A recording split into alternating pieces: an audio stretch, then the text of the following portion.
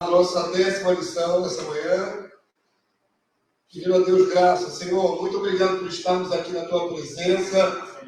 Obrigado por mais esse dia que o Senhor nos acrescenta. Obrigado pela possibilidade de estudarmos a Tua Palavra. Que a Tua Palavra seja viva e eficaz no nosso coração. Que ela seja edificante para a nossa alma, porque ela é poderosa para isso, Senhor. Te pedimos então que todo empecilho seja removido de nós, da nossa mente, do nosso coração, para que possamos assimilar como terra boa a semente da Tua Palavra e dela frutificar para a glória do Teu nome. Abençoa os irmãos que estão aqui presentes, abençoa aqueles que vão ouvir através desta transmissão. Em nome do Senhor Jesus. Amém e amém. Amém? Podem sentar, vamos lá, vamos começar.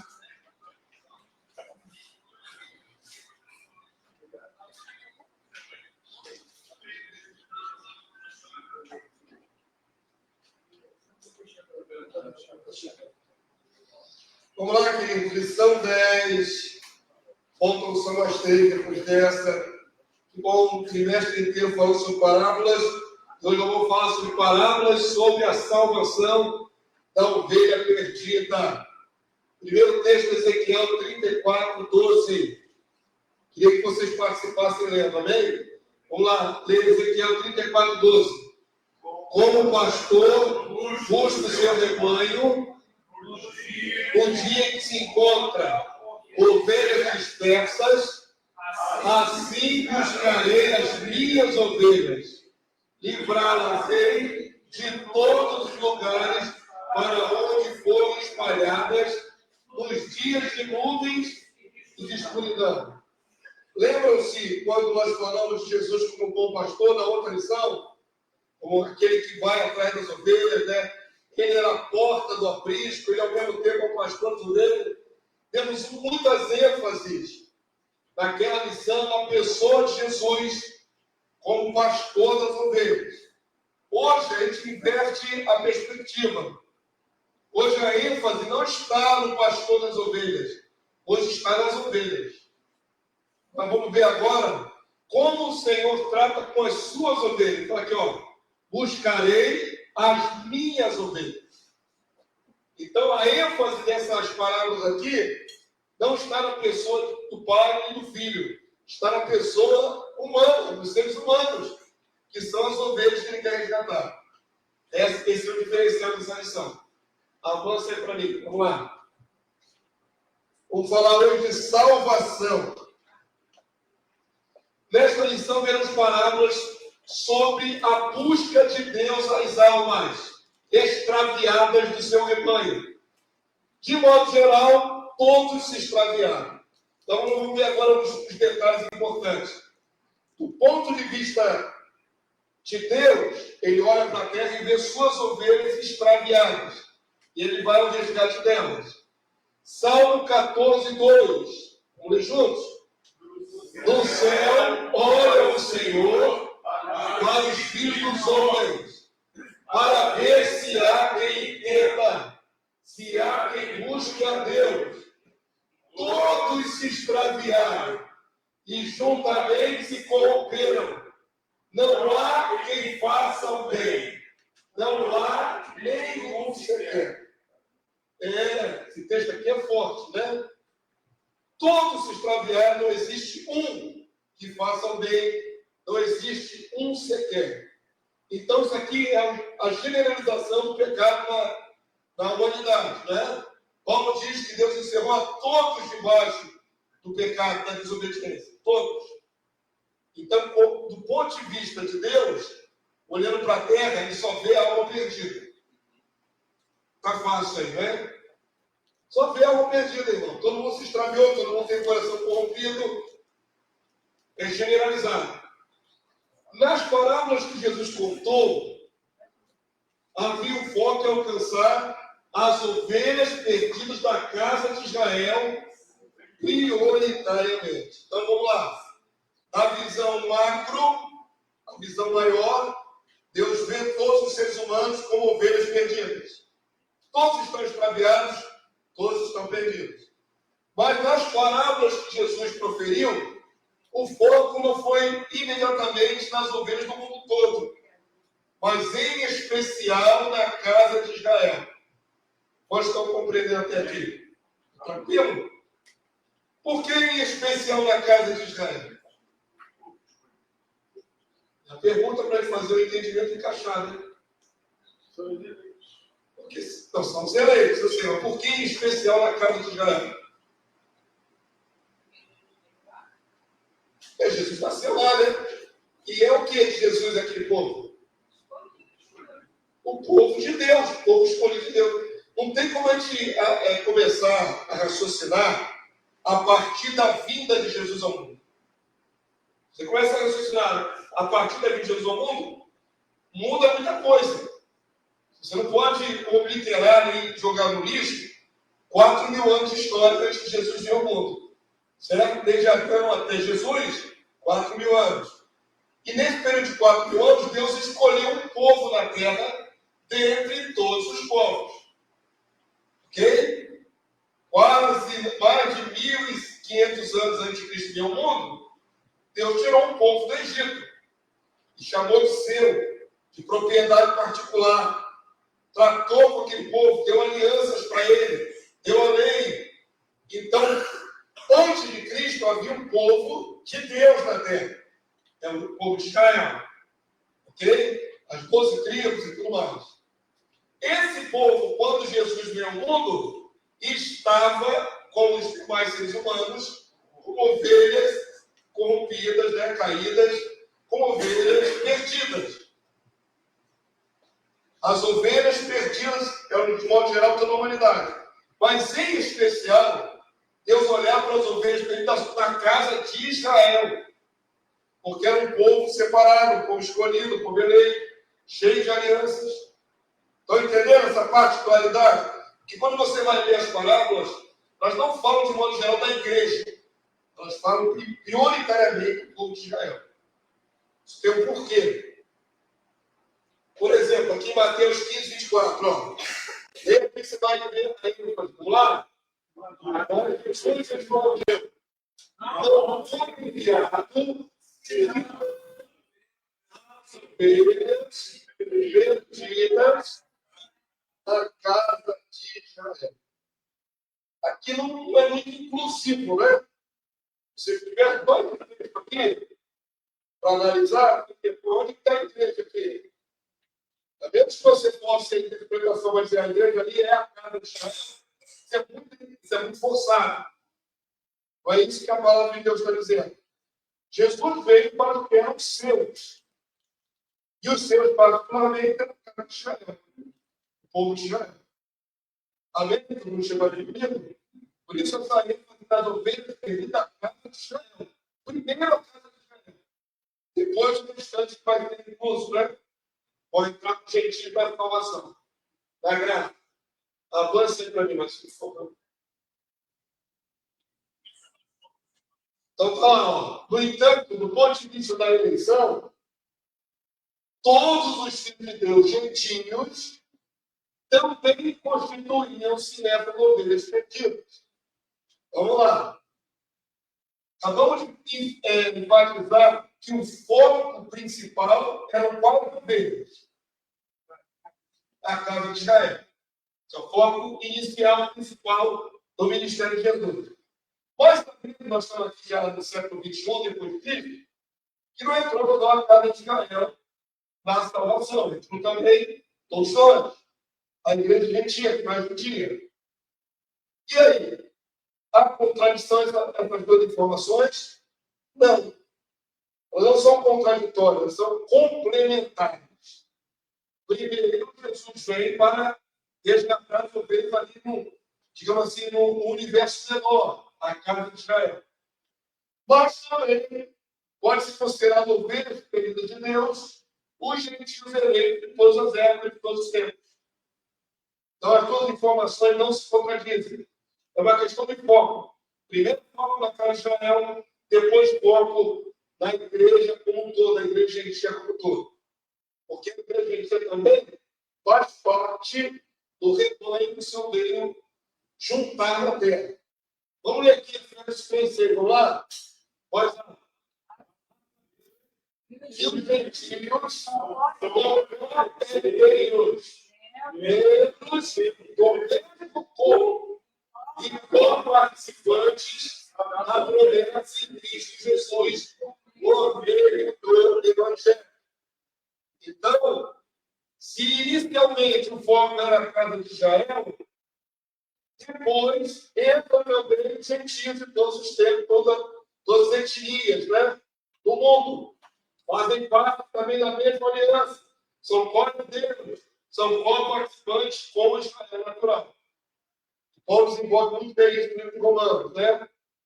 Os dois grupos, Israel e os gentios.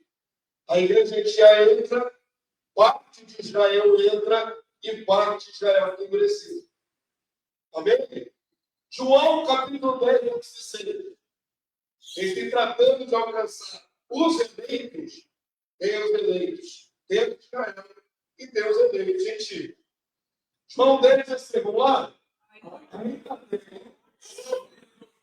Outras ovelhas. Olha os gentios aqui no plano de salvação. As outras ovelhas. Outras ovelhas não têm Cristo. A mim me convém conduzi-las. Elas não virão fortes. E um pastor. Não faz compreender? Primeiro, Jesus acompanha as ovelhas queridas da casa de Israel. Já formou um grupo. Mas ele está anunciando, ainda tem outras ovelhas. Quando juntar todas elas, só terem um pastor, seria um pastor de um só rebanho. Amém? Parece que está dizendo aqui, o único rebanho de Israel. Não falou isso. Falou que tem as ovelhas desse aprisco e tem outras ovelhas que ainda não ouviram a voz do Senhor. Ouvirão está no futuro. Está vendo aqui? Ó? Para juntar todas elas que serão um só rebanho. Diga, minha irmã.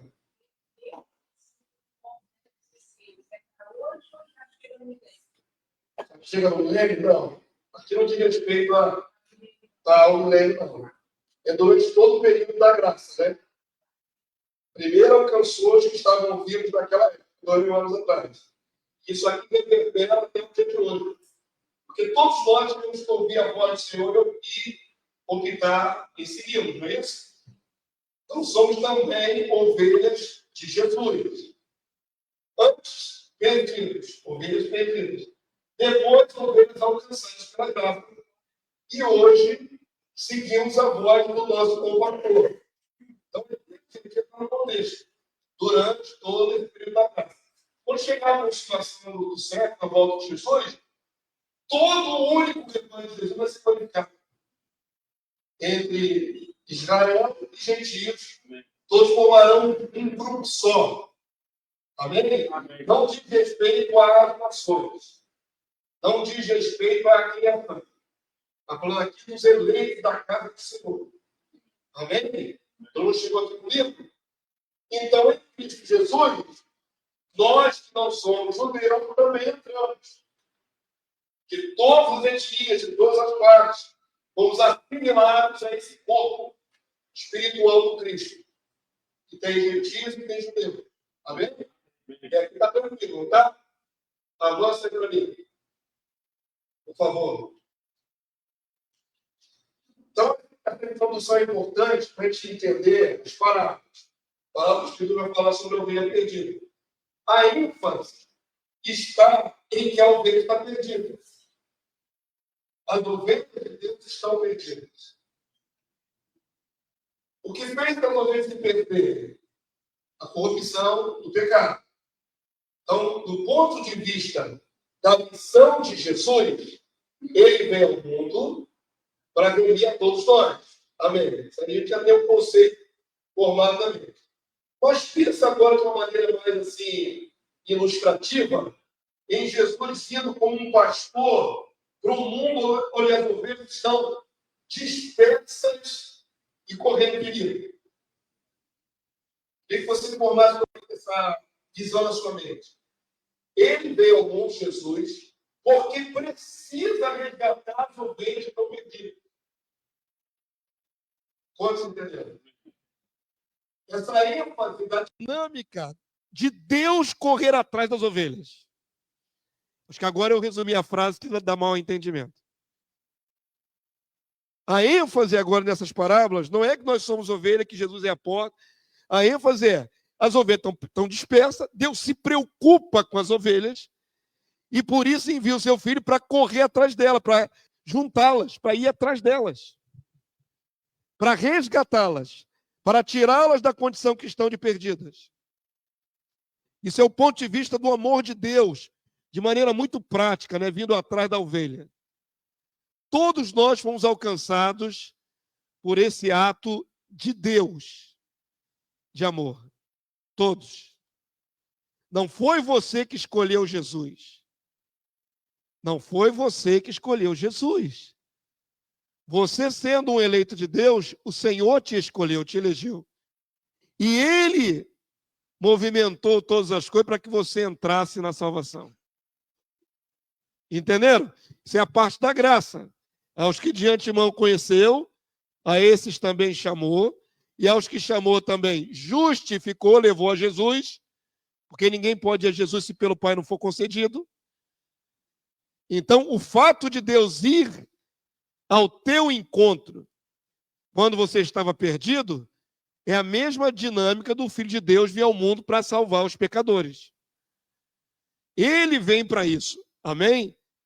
Conceitos que a gente já conhece. Mas eu queria só ilustrar essa disposição do Pai e de Jesus de ir atrás do perdido. Então vamos lá.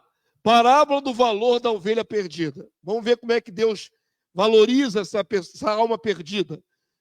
Ao ser questionado pelos religiosos judeus sobre estar com pecadores, Jesus proferiu a parábola da ovelha extraviada, que é resgatada e conduzida nos ombros para o aprisco. Vamos lá, Lucas 15, 1 a 7. O fato de Jesus andar com pecadores escandalizava os judeus religiosos. Se fosse hoje, onde será que Jesus estaria andando?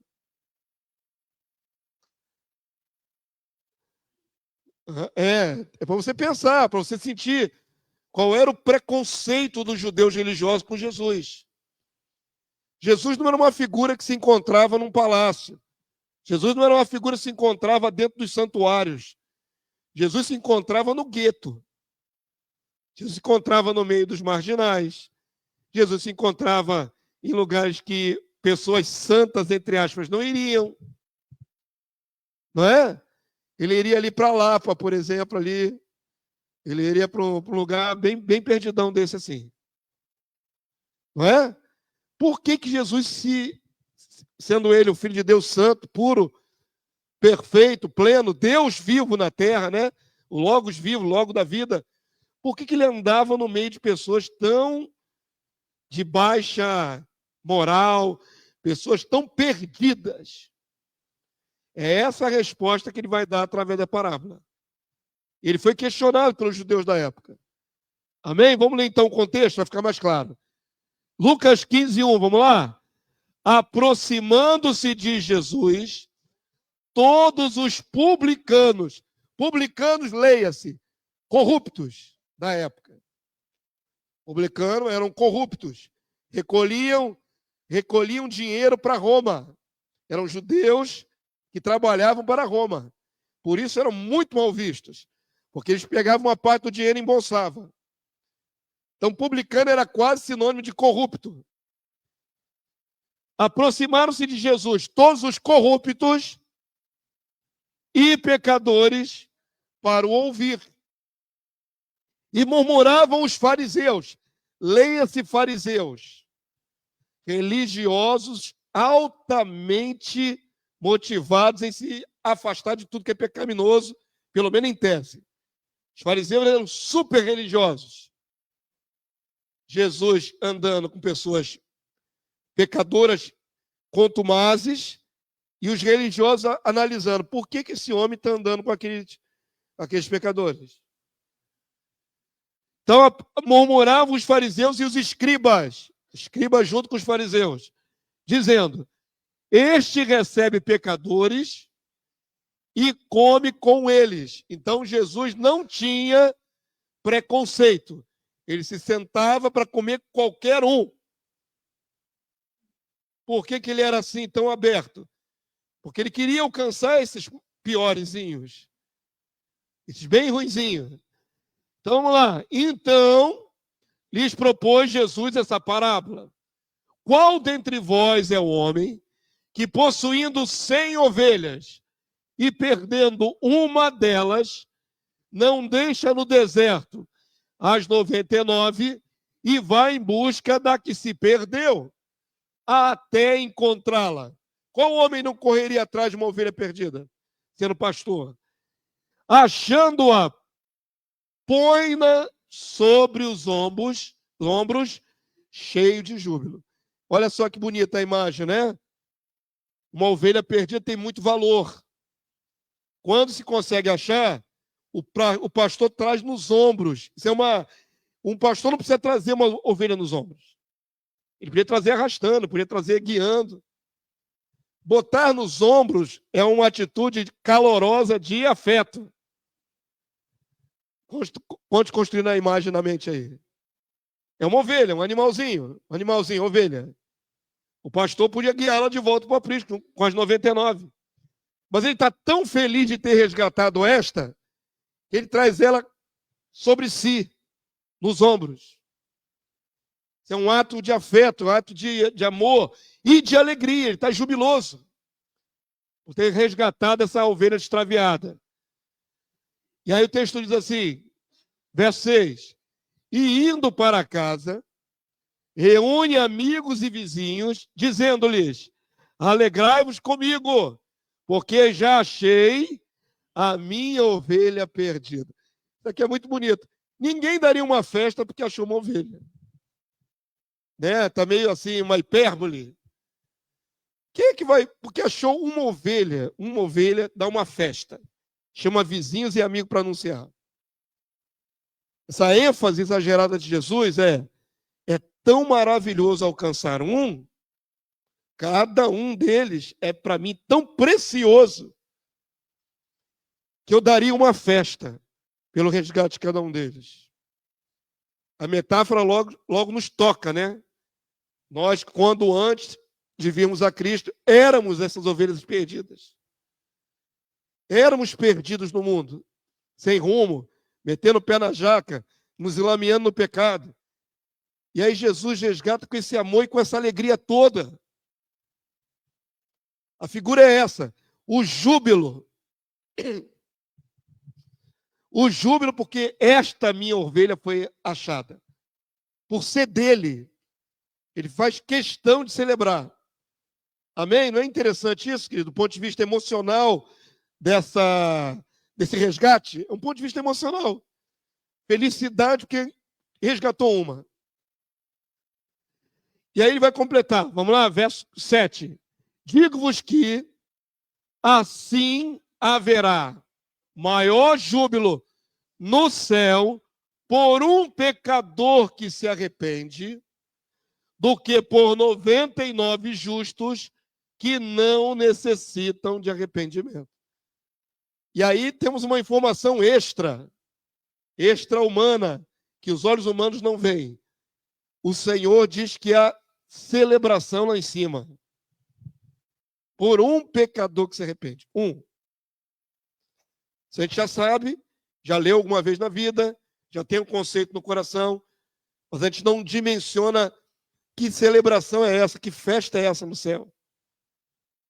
É como se houvesse uma torcida lá em cima. Mais um, mais um. Pegamos mais um, trouxemos mais um. Compreendem? Então está dando para passar o clima da alegria que é formada, porque um voltou, porque um foi conquistado, porque um foi resgatado. Perceba, essa ovelha não era uma ovelha perdida, desconhecida. Já era do Senhor. Não perceberam esse detalhe? Já era do Senhor. Era dele. Estava perdida. Agora ele revê a ovelha. Amém? Tá lá, eu botei uma ilustração ali dos anjos, aqui um pecador arrependido. Então, quando aqui uma pessoa que é do Senhor é resgatada, há alegria no céu por causa disso. Isso é muito interessante, né? Avança para mim. Avançou ainda não? Avançou? Já tinha avançado antes. Na sequência, para enfatizar a busca pelo perdido, Jesus utiliza outra parábola, Lucas 15, de 8 a 10. Nesse contexto, o Senhor revela que cada alma arrependida e convertida a Cristo é celebrada pelos anjos no céu. Aqui vai só ampliar aquilo que ele já disse, que há júbilo lá em cima. Vamos ler? Lucas 15, 8. Ou qual é a mulher que, tendo 10 dracmas, se perder uma, não acende a candeia, varre a casa e a procura diligentemente até encontrá-la. E, tendo achado, reúne as amigas e vizinhas, dizendo: alegrai-vos comigo, porque achei a dracma que eu tinha perdido. Eu vos afirmo que, de igual modo, há júbilo agora é mais explícito, diante dos anjos de Deus, por um pecador que se arrepende. Se uma moeda de certo valor, perdida, a pessoa corre atrás de encontrar, a ilustração que ele está usando é essa. É lógico que ninguém dá uma festa porque achou uma moeda perdida. É porque a alma é muito preciosa. Ele está querendo exemplificar que há uma interação entre terra e céu. Uma pessoa se converte aqui na terra, mas é celebrada no céu. Pode entender? Maravilhoso, né? Nós poderíamos promover muito mais júbilo no céu. Não poderíamos? Não poderíamos, irmão? Essa dinâmica é só Jesus que faz. Como é que alcança o pecador aqui na terra? O Espírito Santo age independente de nós, né? É assim, a pessoa está perdida no mundo e por um estalo ela nasce de novo.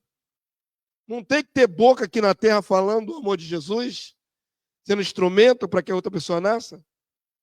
Quem promove mais salvação, mais júbilo promove no céu. Quem é mais instrumento de salvação, mais alegria promove lá do resgate. Alega o coração de Deus. Mas tem que promover isso. Isso não é espontâneo. Isso não é aleatório. É através da pregação. Como crerão se não há quem pregue? Não é? Tem que ter a mensagem pregada na terra, tem que ter o alcance dos perdidos. E quando o perdido é alcançado, aí é a celebração. Amém? Para não passar a ideia de que Jesus, do céu, ele vai salvando aqui, independente de nós. Não é assim. Não é assim. Você não veio a Cristo espontaneamente. Você veio a Cristo porque foi confrontado com a mensagem do Evangelho. De uma maneira ou de outra. Alguém pregou. Alguma mensagem você ouviu. Está até pensando em casa. Tem gente que diz que se converteu ouvindo um louvor. Já ouvi testemunho de pessoa dizer isso. Alguém aqui se converteu ouvindo um louvor? Poderia ter acontecido. Tem pessoas que afirmam que se converteram ouvindo um louvor, não a pregação, explicitamente. Mas o que é o louvor? Se for um louvor bíblico? Uma pregação cantada. Não é isso? Os Salmos, por exemplo, é uma pregação cantada. Se a pessoa é alcançada por um louvor, é porque ela entendeu a mensagem do louvor, que é a palavra. A palavra foi melodiosamente, né, aos ouvidos dela, mas é a palavra. Então a pessoa é salva pela palavra. Não tem outro método. Ela tem que ser alcançada pela palavra. Ela tem que entender a palavra. Amém? E a palavra é a essência do próprio Filho de Deus, é Jesus. A mensagem é Ele. O mecanismo de salvação é Ele. Tudo é Ele, é pelo Espírito, que é a palavra. Jesus, o médico das almas perdidas. O Filho de Deus veio ao mundo com a missão de resgatar o homem caído em Adão. E sendo assim, via todos como ovelhas perdidas. Todo mundo era ovelha perdida para Jesus. Mateus 9:36. Vamos ler? Vendo ele as multidões, compadeceu-se delas, porque estavam aflitas e exaustas, como ovelhas que não têm pastor. Então, na ótica de Jesus, aquele monte de alma eram tudo ovelha extraviada, perdida. O Filho do Homem veio ao mundo. Já vimos isso aí, vamos lá, avança aí para mim. Isso. Jesus conviveu com a doença humana mais terrível que as enfermidades do corpo, que é a degeneração do pecado na alma. Ainda assim, sem nunca se contaminar, buscava sarar os doentes fisicamente para aliviar o sofrimento, mas prioritariamente queria sarar pela pregação as almas adoecidas do pecado.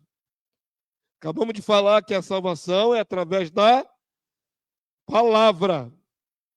O mecanismo de salvação é ouvir e receber a palavra. Não tem outro mecanismo de salvação. Ninguém se salva espontaneamente. Ok? Por isso, Paulo resume aqui, ó, Romanos 10:17. E assim, a fé vem pela pregação, e a pregação pela palavra de Cristo. A essência da pregação é a palavra do próprio Senhor. Mas a fé que é gerada na mente daquele que vai se salvar é gerada pela palavra. A palavra ali penetra o coração e ali é gerado fé. Amém? Está correto esse conceito? Está tranquilo? Então, todo aquele que Jesus quis salvar, ele quis salvar porque sabia que estavam perdidos e porque ele precisava falar-lhes ao coração. Ao falar ao coração da pessoa, a pessoa, então, que estava perdida, tem a oportunidade, a graça de ser encontrado, né? Por esse amor imenso e ser resgatado. Amém? Não vou entrar aqui no mérito. Por que toda a humanidade não ouve e não obedece a Jesus? Seria maravilhoso, né? Temos que entender também que há eleição. Quem é que vai ouvir a mensagem? As ovelhas perdidas do Senhor. Mas, pastor, todo mundo é perdido? Todo mundo é perdido. Mas, em especial, ele tem suas ovelhas que ele quer resgatar. Através da pregação do Evangelho, quem vem a Jesus é os que são dele. Os que já são dele. Pode não saber que são, mas são dele. Gosto sempre de ilustrar, né? Uma pregação maciça. Por exemplo, num estádio de futebol lotado de homens, você conseguisse pregar ali no sistema de alto-falante do Maracanã, todos ouviriam a pregação. Todos. Tivesse lá 80 mil homens, 80 mil ouvintes, ouviriam a mesma pregação. Mas quem receberia essa palavra na sua mente, no seu coração? Os eleitos de Deus. Todos ouviram, mas só quem recebeu, quem teve condições de absorver a mensagem, quem conseguiu captar a essência, são os eleitos de Deus. Amém? Então, a pregação é um mecanismo que manifesta a palavra e gera fé no coração do eleito. Vamos lá, avança para mim. Marcos 2, 15 a 17. Vamos lá devagarinho. Achando-se Jesus à mesa na casa de Levi, estavam juntamente com ele e com seus discípulos muitos publicanos. Levi é quem, irmãos? É Mateus. E Mateus era o quê? Publicano, coletor de impostos. Qual era a turma que o Mateus tinha mais conhecimento? coletores de impostos, outros publicanos. Está na casa dele, ele chamou a galera dele, da repartição, que trabalhava para Roma. Quem estava nessa reunião? Um monte de publicanos, pecadores, corruptos. Mesma laia, a mesma laia. Tá certo? Muitos publicanos e pecadores. Porque estes eram em grande número e também o seguiam. Os escribas dos fariseus, vendo comer em companhia de pecadores e publicanos, perguntavam aos discípulos dele, não perguntaram para Jesus, perguntaram para Pedro, Tiago, João, por que come e bebe ele com os publicanos e pecadores? Tendo Jesus ouvido isto, respondeu-lhes, os sãos não precisam de médico, e sim os doentes. Não vim chamar justos, e sim pecadores. O alvo de Jesus sempre foi os pecadores.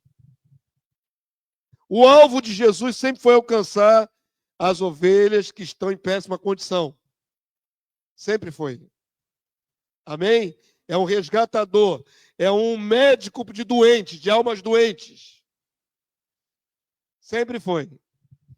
Por isso ele resume que ele se coloca aqui nessa figura, né, como um médico que vem resgatar doentes. E não quem está são. Quem está são não precisa de médico. Avança aí para mim. O apóstolo Paulo resumiu a missão de Jesus como resgatador dos pecadores. 1 Timóteo 1,15. Ele diz assim, fiel é a palavra e digna de toda aceitação, que Cristo Jesus veio ao mundo para salvar os pecadores, dos quais eu sou o principal. Por que Paulo diz que ele é o principal dos pecadores? Ele resumiu a missão do Senhor. Ele veio ao mundo por causa dos pecadores, para salvar pecadores. Mas Paulo diz, eu sou o principal dos pecadores, que Jesus veio resgatar. É isso mesmo que o Roberto Grilo falou ali. Porque Paulo perseguiu a igreja. Ao longo das cartas de Paulo, você vai ver ele várias vezes se referir a isso. Que eu sou indigno, porque eu persegui a igreja do Senhor. Enquanto judeu fariseu, Paulo era fariseu.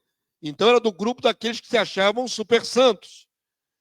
Mesmo sendo super santo, ele ajudou a prender, a ferir vários dos judeus que creram em Jesus. Não há na Bíblia uma passagem que diga que ele matou alguém, Paulo.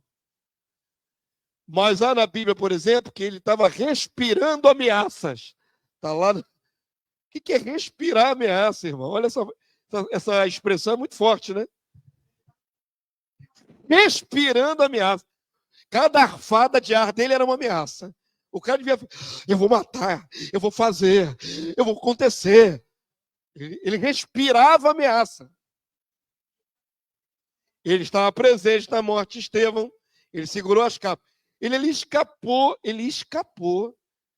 de ser literalmente assassino de Estevão. Ele foi cúmplice de assassinato. Mas ele não chegou a tirar pedra. Porque ele segurou as capas. Com a mão cheia de capa. O que é segurar as capas, irmãos? Vamos fazer um cenário aqui para você entender como é que era naquela época. Morte por apedrejamento. A morte por apedrejamento estava na lei de Moisés. Ok? Então, o que fazia com o indivíduo? Isso acontece até hoje no Islã. O Islã ainda mata pessoas por apedrejamento. Então, o que fazia naturalmente? A pessoa estava condenada por alguma culpa, por algum pecado gravíssimo, era colocada dentro de um buraco, imobilizada dentro de um buraco, ou num buraco feito ali, né, para ela ser encaixada, ou num lugar mais baixo, uma depressão. Ela ficava ali embaixo. ou solta naquele buraco, ou presa só no buraco do seu formato, né? Para não ter para onde correr. E aí vinha a sentença capital de delapidar ela, de matar ela pedrada. Então, os algozes, os judeus que iam matar aquela pessoa, pegavam as pedras e começavam. Não é pedrinha não, irmão. Não é a pedrinha. É para matar. Então, o mais humano que seria era matar de uma vez, né? O mais humano seria matar de uma vez. Acabar com o sofrimento da pessoa. Mas imagina quanta pedrada a pessoa levava até ela desfalecer. Mesmo que pegasse uma pedra grande, né? Pá! Já causava um trauma no crânio. A pessoa estava ali agonizando ainda e tinha que continuar apedrejando até parar de respirar. É duro assim como você está imaginando. Certo? Nesta hora que foram matar Estevão, Estevão também sofreu delapidação. Então, os que foram matar Estevão tiraram a capa, a parte de fora do manto, para ficar com o braço mais limpo para poder dar a pedrada. E se desvencilharam das roupas. Toma aí, Paulo. Os caras tiraram a roupa e botaram na mão de Paulo. Paulo virou cabide. Saulo, né? Que é Paulo. Ele virou cabide. Ele ficou segurando. Esse fato de ele estar segurando como cabide as roupas não permitiu que ele também desse a pedrada, porque ele queria dar a pedrada também, com certeza. E aí Estevão morre apedrejado. Quem atacou Estevão foram judeus, entre aspas, religiosos, zelosos de Deus, zelosos da lei de Deus. Entendem? Paulo nunca esqueceu que participou desse massacre de Estevão. Paulo nunca esqueceu que respirava ameaça contra os seguidores de Cristo. Paulo nunca esqueceu que prendeu alguns deles. E essas prisões, com certeza, foram violentas. Elas não foram com carinho, não foram com os direitos humanos.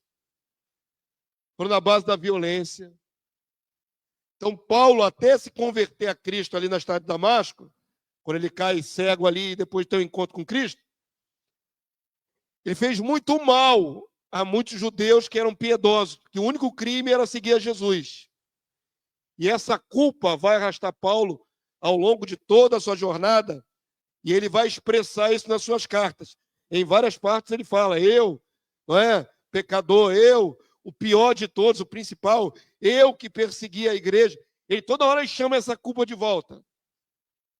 Porque isso pesava no coração de Paulo.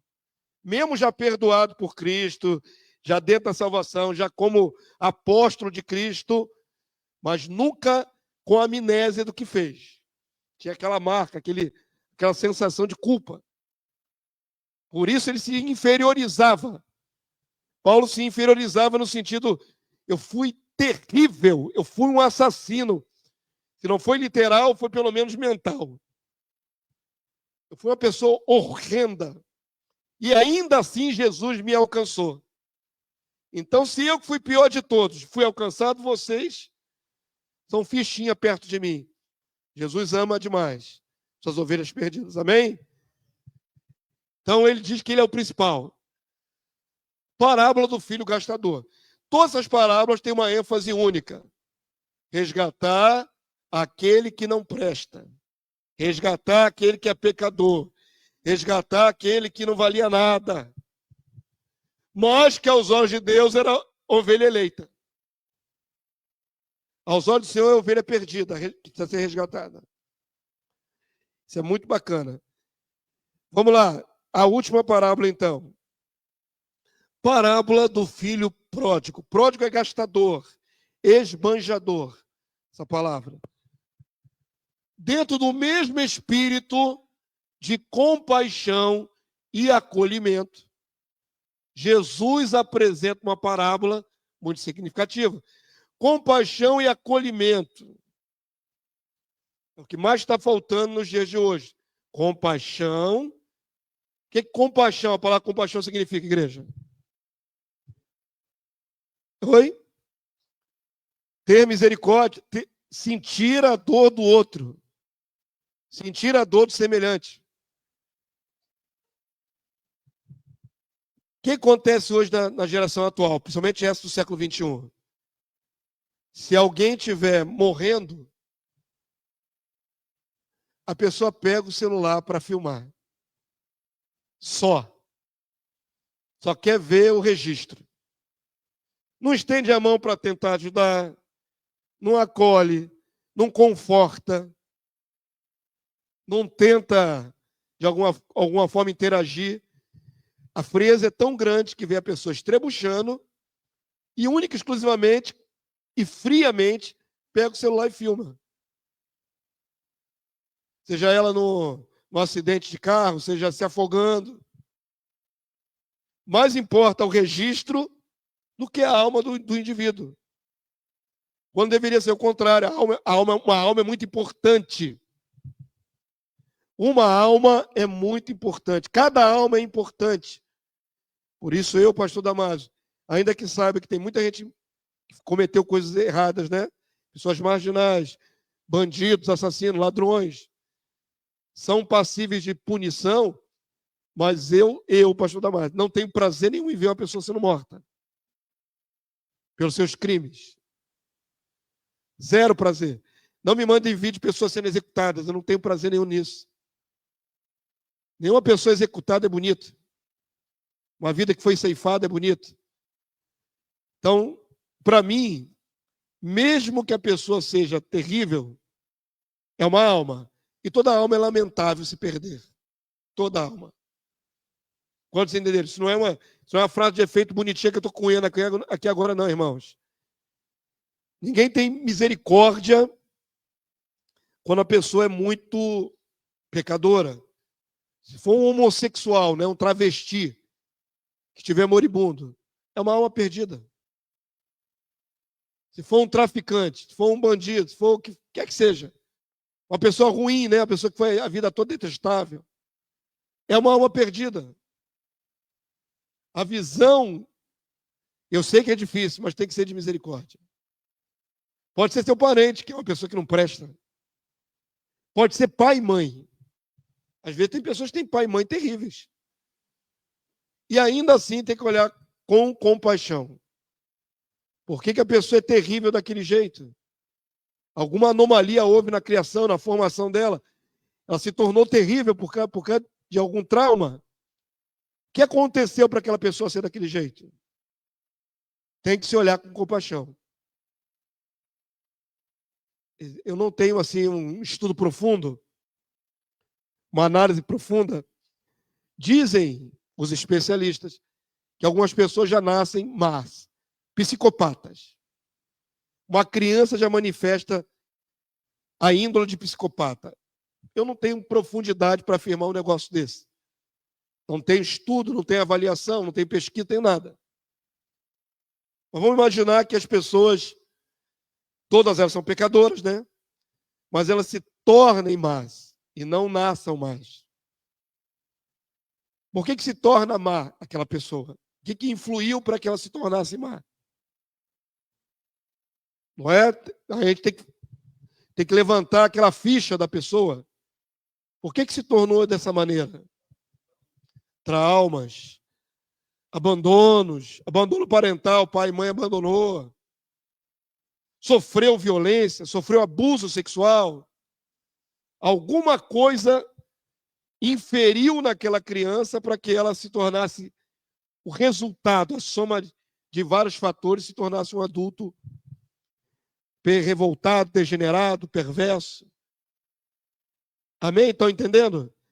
Então, do ponto de vista de Cristo, pessoas desse nível, se forem eleitas, também são resgatadas. Nós temos dificuldade de aceitar um bandido que se converte, por exemplo. Ah, mas fez um monte de coisa errada, como é que agora é de Jesus, ficou bonzinho? Esse é o argumento de alguns. Como é que ficou bonzinho? Agora tem que perdoar tudo que ele fez?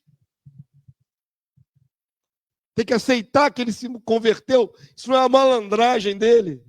Só para parecer bonzinho? Ué, Paulo diz, eu era o pior deles e eu me converti. Então nós temos que ter uma visão um pouco mais de Deus, né? Quando analisarmos pessoas pecadoras de todos os níveis. Uma visão divina e não uma visão condenatória igual dos fariseus, escribas e fariseus. Lembra que eu já falei na outra mensagem, numa mensagem, num outro estudo, que nós não temos o poder da condenação? Lembram disso? Foi na outra aula da IBD, não foi? Eu falei que nós não temos um martelo para condenar ninguém, quem condena é Deus. O juiz é Deus. Nós podemos analisar as pessoas, podemos ver os frutos. Foi isso que falamos na outra aula da IBD. Pelos frutos vos conhecereis. Você tem que analisar e ver se a pessoa é má, se a pessoa é boa, se é mais ou menos. Você tem que avaliar os frutos. Mas não temos o poder da condenação, de bater o martelo. Julgar para condenar. Não é dado a nós. Amém? Então, do ponto de vista de Cristo, muitos bandidos foram alcançados ao longo da história. Muitas pessoas cometeram crimes, até criminosos. Pessoas que tiraram a vida de outras pessoas. Depois vieram a Cristo e se converteram. Aí apagou tudo? Apagou. Diante dos homens, vai cumprir sentença. Mas diante de Deus, o que está escrito? Se nasceu de novo, se recebeu o Espírito Santo, nenhuma condenação há para aqueles que estão em Cristo Jesus. As coisas velhas já passaram, tudo se fez novo. Então entenda isso em nome do Senhor Jesus. Hoje Jesus seria criticado, se estivesse andando na terra. Porque ele andaria com pessoas perdidas. Pessoas que aos nossos olhos nós condenaríamos. Ele estaria no meio delas, comendo. E pregando, e caminhando. Amém? Só para a gente entrar nessa perspectiva. Parábola do filho gastador. É mais um perdido que tem que ser resgatado.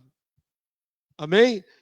Dentro do mesmo espírito de compaixão e acolhimento, Jesus apresenta uma parábola muito significativa que teve várias camadas de aplicação. Não de interpretação, mas de aplicação. Nessa construção narrada, vemos um pai cujo um dos filhos resolve pedir sua parte na herança para sair de casa e esbanjar com prazeres de forma inconsequente. Então vai construir na sua mente agora a parábola de Jesus. Um homem, um pai, com 2 filhos. Um deles pede parte da herança para ir viver a vida, cair dentro da gandaia, na farra. Encher a cara, se prostituir, fazer o que dá na telha. Então, a construção da parábola é essa. Esse pai é rico, tem empregados, é uma pessoa de posses. Então, quando esse filho inconsequente sai de casa com parte da sua herança e vai gastar, ele não está pensando no quê? No futuro. Porque quer viver o momento. E depois, quando acabar o dinheiro? Quando acabar tudo que ele levou? Então, a ideia é essa da parábola. Lucas 15, de 11 a 32. Vamos ler? É a maior parábola que nós vamos ler hoje, com ela a gente finaliza a aula. Continuou. Certo homem tinha 2 filhos. O mais moço deles disse ao pai: Pai, dá-me a parte dos bens que me cabe. E ele lhes repartiu os haveres. Passado não muitos dias, o filho mais moço, ajuntando tudo que era seu, partiu para uma terra distante e lá dissipou todos os seus bens. Gastou tudo, vivendo dissolutamente.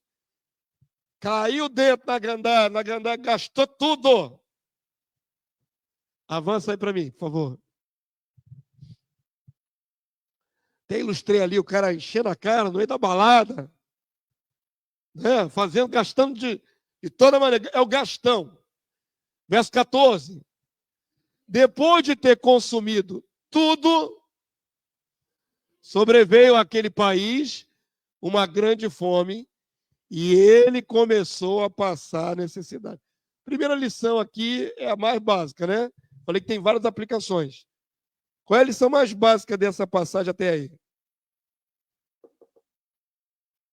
Qual é o erro do irmão, do filho mais novo? Ser esbanjador. É a primeira lição, a mais rasa que a gente consegue alcançar é essa. Qual é o gastão? O cara inconsequente, o cara que não mede consequência, que sai gastando tudo, igual alguns ganhadores da Loto aí, da Mega Sena. Né? O camarada, em vez de pegar, já que eu ganhei uma bolada, eu vou planejar como aplicar esse dinheiro, vou investir, vou comprar terras. Ao invés disso, alguns pegam todo o seu recurso que está muito alto e resolvem queimar tudo de uma vez.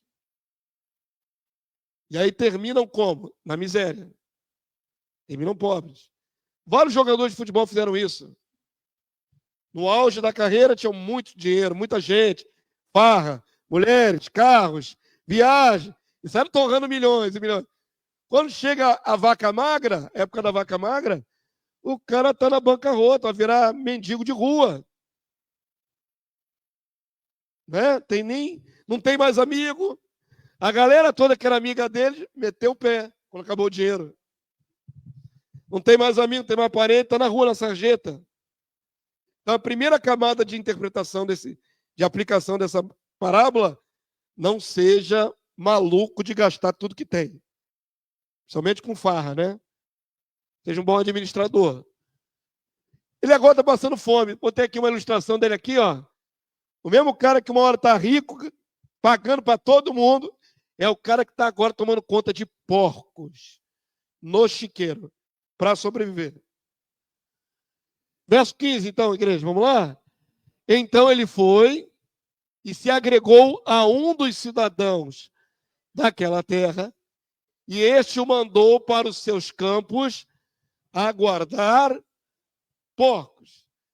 Pastor, ele se virou bem, ele conseguiu um emprego. Não se virou? Está na pior, pô. Conseguiu um emprego. Toma conta de porcos. E aí, você queria um emprego desse? É humilhante. Por que é humilhante? Ele era uma pessoa criada na casa de papai. Tinha tudo bom e do melhor em casa.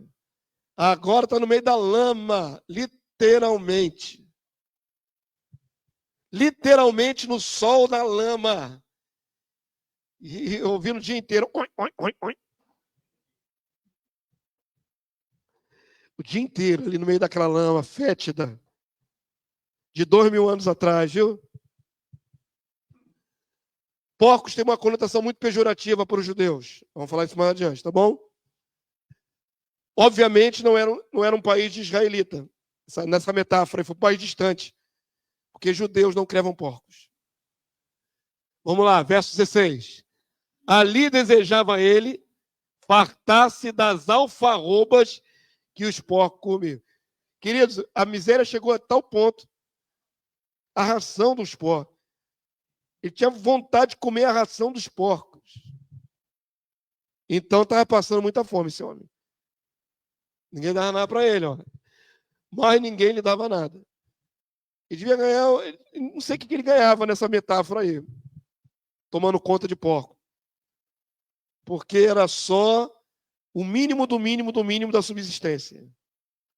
Miséria total, né? Chegou no fundo do poço. Verso 17. Agora vem a outra camada de aplicação. Vamos lá? Então, caindo em si, disse: quantos trabalhadores de meu pai têm pão com fartura, e eu aqui morro de fome. Passou fome. Levantar-me-ei e irei ter com meu pai, e lhe direi: Pai, pequei contra o céu e diante de ti. Já não sou digno de ser chamado teu filho. Trata-me como um dos seus trabalhadores. que nós podemos abstrair dessa virada aí de chave? Arrependimento. Arrependimento. A palavra-chave é arrependimento. Não é só remorso. Arrependimento. Ele chegou à conclusão de que ele cometeu grande erro diante do Pai e diante de Deus. Perceba o que ele menciona ali, ó. Ó, pequei contra o céu. O que é pecar contra o céu? Contra Deus. Eu pequei contra Deus e contra você, meu Pai.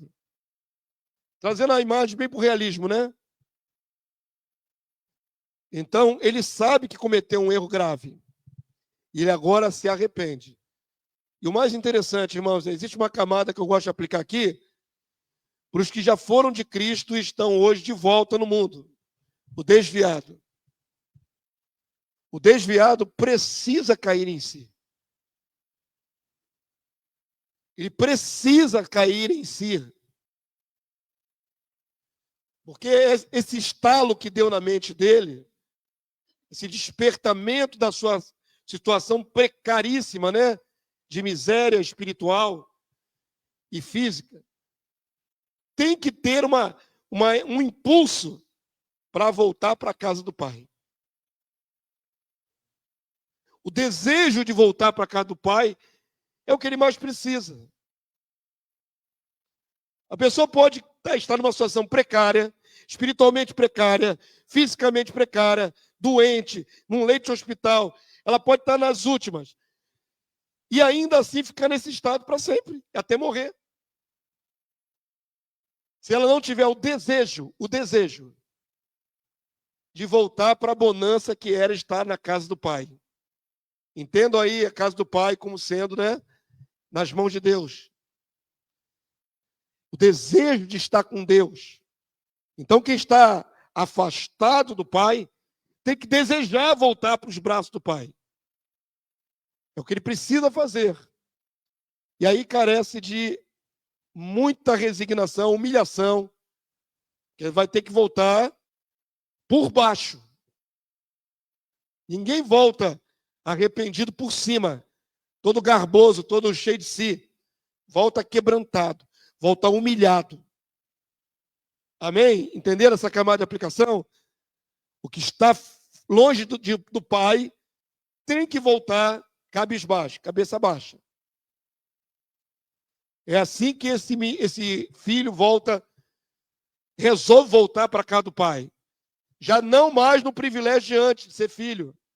Ele está disposto até a ser trabalhador.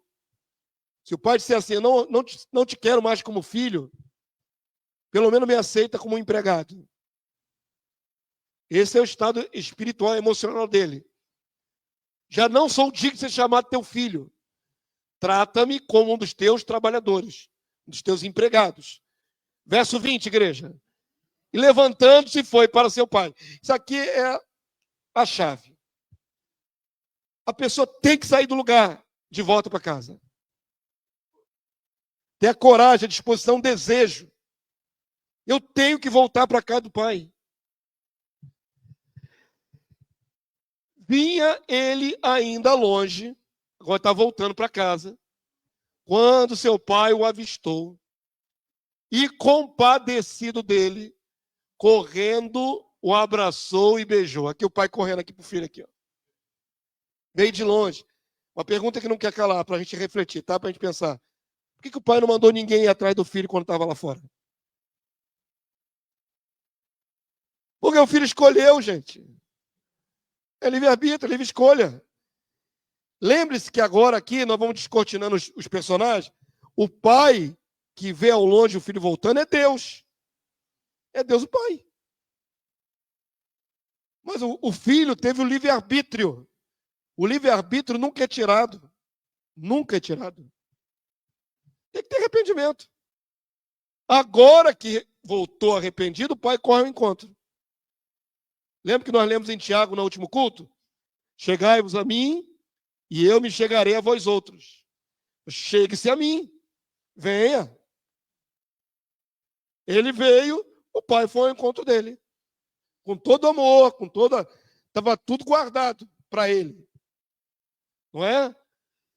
Então aqui, ó, pai avistou e compadecido dele, porque está vindo agora. Saiu da casa um príncipe bem vestido, cheiroso, limpinho, e voltou como? Maltrapilho, humilhado, sujo, magro, feio, desgrenhado. Então, o pai, vendo o estado do filho desse jeito, ele ama. Correndo, o abraçou e o beijou. E o filho lhe disse, olha o estado emocional desse filho. Pai, pequei contra o céu e diante de ti. Já não sou digno de ser chamado seu filho. Continua quebrantado, humilhado dentro de si mesmo, sabendo que fez a maior besteira da vida. Amém? Avança aí para mim. Mas qual é o estado emocional, o desejo do pai? O pai, porém, disse aos seus servos, trazei depressa a melhor roupa, vestiu, ponde-lhe um anel no dedo e sandálias nos pés. Então ele está vindo de pé no chão, né? Trazei também e matai o novilho cevado, comamos e regozijemo-nos, porque este meu filho estava morto e reviveu, estava perdido e foi achado. Essa é a chave da parábola. E começaram a regozijar-se. Lembram-se da parada da ovelha perdida, daquela centésima que estava fora do aprisco? Foi achada, foi trazida com muito júbilo pelo pastor. A mesma coisa agora, o filho estava perdido e voltou.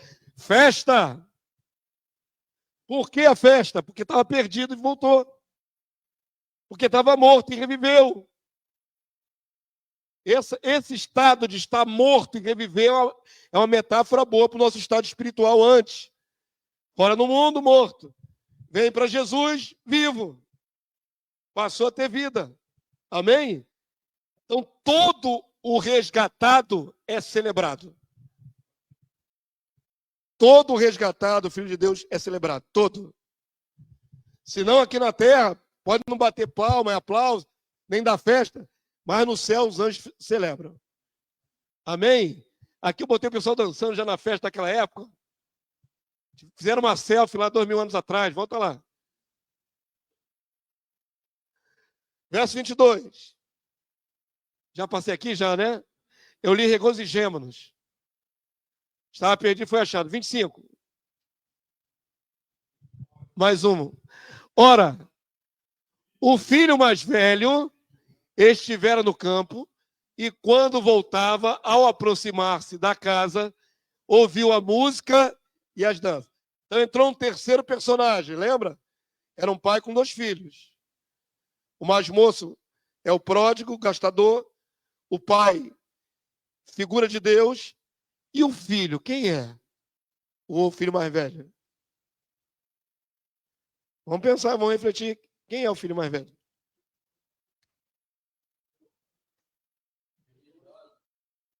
Oi? Invejosos?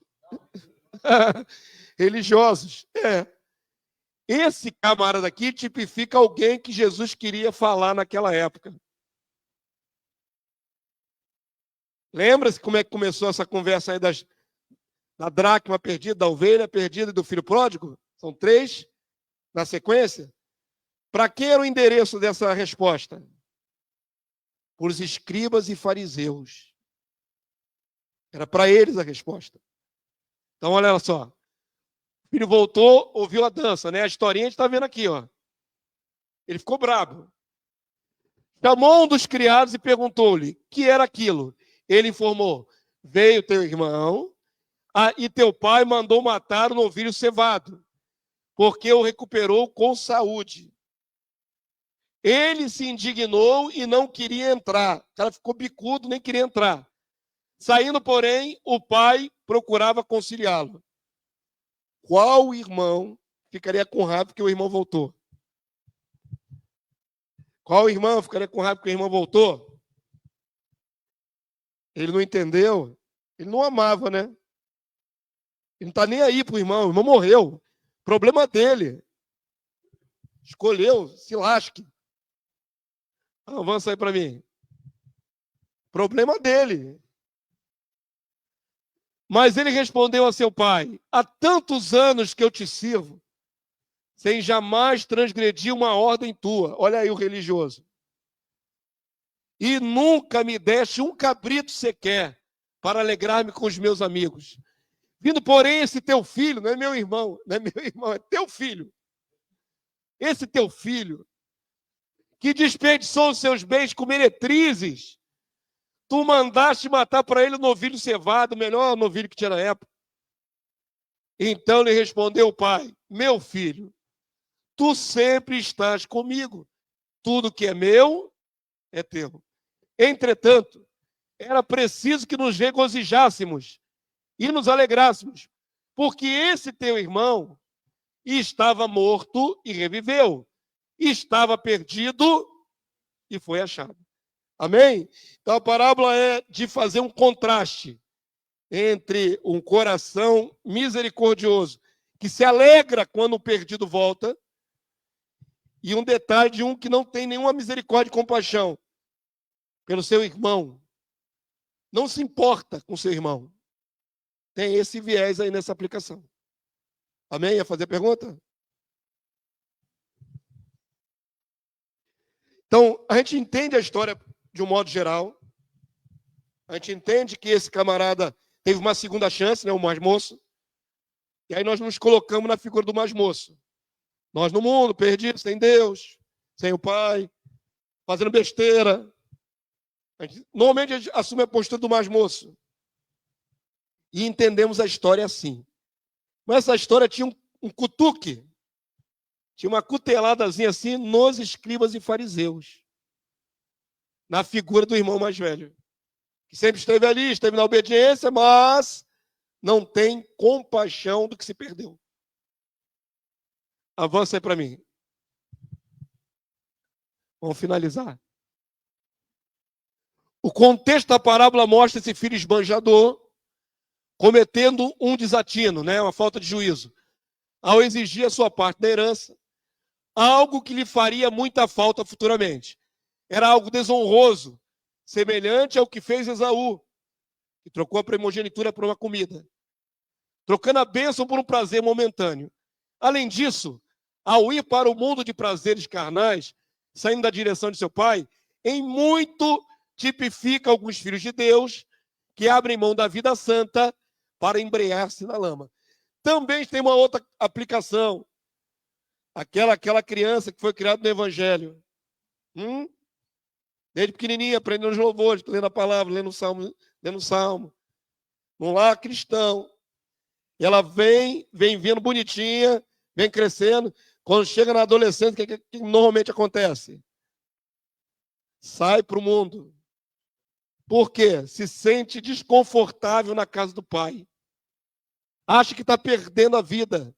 Acha que tem que aproveitar a vida. Poxa, eu nunca bebi uma cachaça. Eu nunca fiz isso, eu nunca fiz aquilo.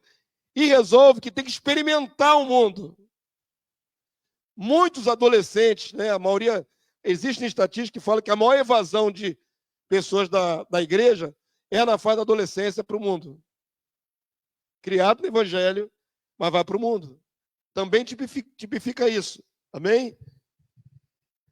Oséias 4:18 e Provérbios 29:3 é só para exemplificar biblicamente o que fez o mais moço. Tendo acabado de beber, eles se entregam à prostituição. Os seus príncipes amam apaixonadamente a desonra. Provérbios 29:3. O homem que ama a sabedoria alegra seu pai, mas o companheiro de prostitutas desperdiça os bens. Então aqui é a cara daquele que escolheu o caminho errado, né? Avança para mim. Ainda dentro do contexto judaico, não era permitido a criação de porcos. Porco era considerado um animal impuro ritualmente. Então, porcos não tinha nada a ver com judeus, com Israel. Ele está na parábola criando porcos, é o cúmulo do cúmulo da desonra. É o cúmulo do cúmulo da indignação total, né? Você é uma pessoa indigna. É a pessoa mais herege possível, porque só o herege ia criar porco. Uma aberração. A chave de virada na vida daquele filho foi a decisão de arrepender-se e retornar para a casa do pai, ainda que fosse como empregado. O pai, ao ver o filho naquele estado, não o repudiou, antes teve profunda compaixão e o acolheu ternamente, tipificando a Deus, Pai, que independente do estado do pecador, ama o arrependido. Amém, queridos? Não interessa o que tenha feito antes. Na hora que vem para o Pai, o Senhor ama de paixão todos eles.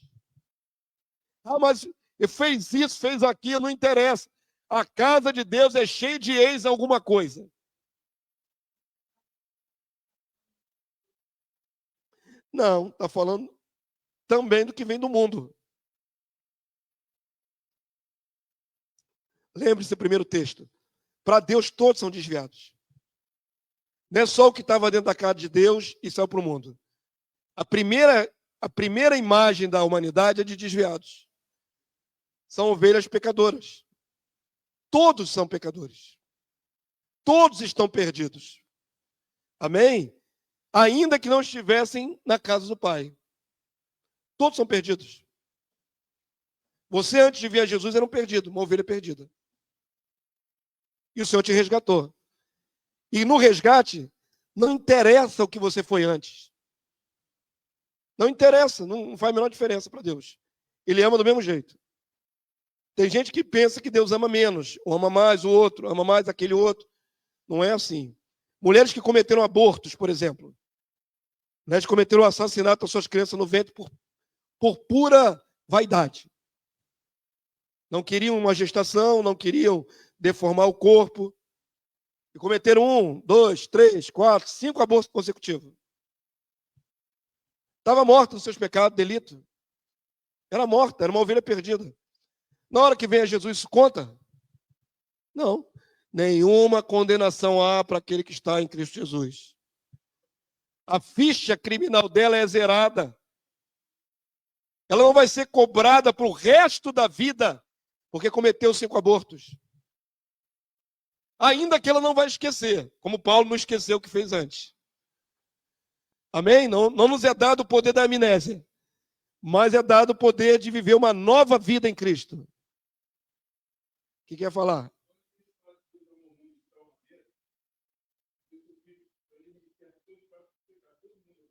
Todo mundo é pecador. E dá o filho em resgate de muitos. Então, o que acontece? Do ponto de vista de Deus, todo mundo é igual, farinha do mesmo saco. Todo é igual.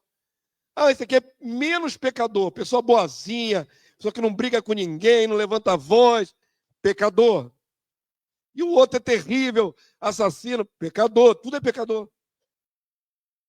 Quando passa daqui para cá, ó, pela pessoa de Jesus, é a ovelha resgatada. Tem alegria, júbilo, celebração, nova vida. Amém? Fala, varão.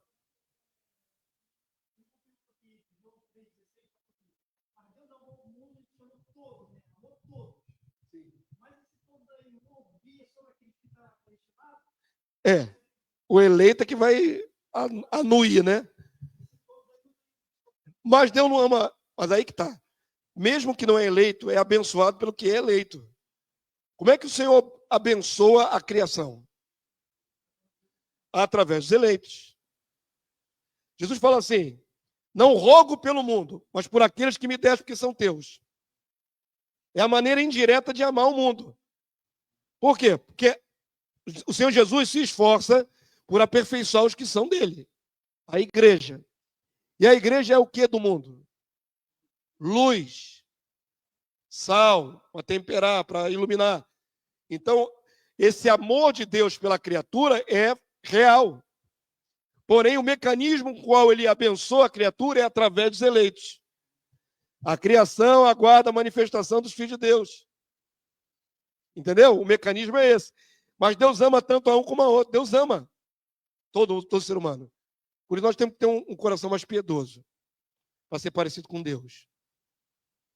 Vou dar um exemplo aqui, bem esdrúxulo. De vez em quando acontece terremotos no mundo, aí matam centenas, milhares de pessoas. Você se comove? Você se importa com essas almas que morreram? Ah, foi lá no Irã. Que morram todos os islâmicos. É esse o pensamento? Não pode ser, pô. Ceifou 70 mil almas. Aquele terremoto, 70 mil. Tem que ter misericórdia, Deus. Poxa, 70 mil pessoas perderam a vida. O pensamento é esse, não interessa quem seja. Entenderam o exemplo? Já falei para vocês. Passou a ambulância. Se não tiver de armação para cortar o trânsito, que tem isso também, né? É para almoçar ou jantar. Mas passou a ambulância, com sirene ligada, tem alguém ali precisando de socorro dentro daquela ambulância. Quem é? Não me interessa quem é. Me interessa que é uma alma sofrendo, podia ser eu ou você. Ali entre a vida e a morte. O que você faz? Você ora, abençoa. Senhor, tenha misericórdia dessa vida, tenha misericórdia dessa alma. Não precisa dizer o nome. Você não sabe o CPF, não sabe nem a cor da pessoa, se é preta, branca, se é mulher, homem. Não interessa. É alguém que está sofrendo. Compaixão. Senhor, tenha misericórdia dessa alma. Amém, queridos? Isso é importantíssimo. Vamos finalizar, então. Último slide. Por fim, entra em cena um outro filho. Estou recapitulando, né, aquilo que já comentei, está agora escrito aqui na lição. Que, consumido de indignação, acha injusto a maneira como seu irmão foi dignificado. Este tipifica o grupo dos religiosos judeus, que se sentiam mais dignos e merecedores da atenção de Deus. Os fariseus se achavam o máximo diante de Deus.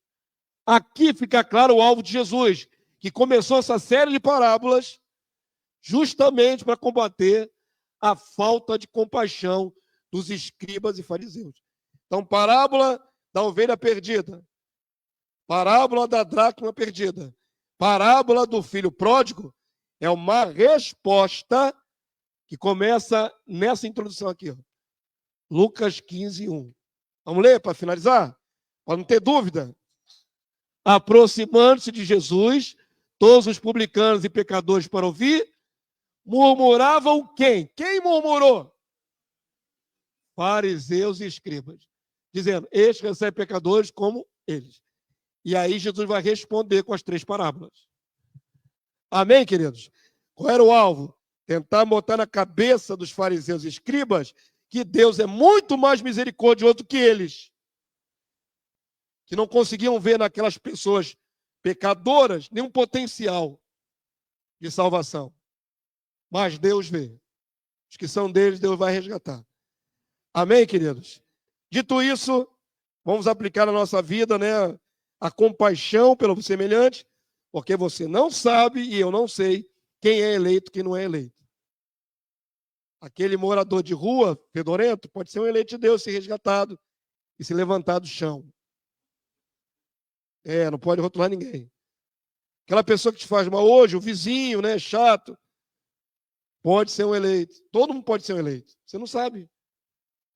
Tem que ter muita compaixão, misericórdia, paciência. Amém? Vamos ficar de pé, terminamos a aula de hoje. Espero que a parábola tenha ficado bastante clara, as parábolas. Que nós apliquemos o conceito da compaixão que Deus tem.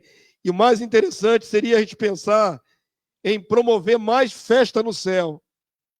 É isso que deveria ser a nossa preocupação. Oh, meu Deus, eu tenho a palavra de Cristo nos lábios.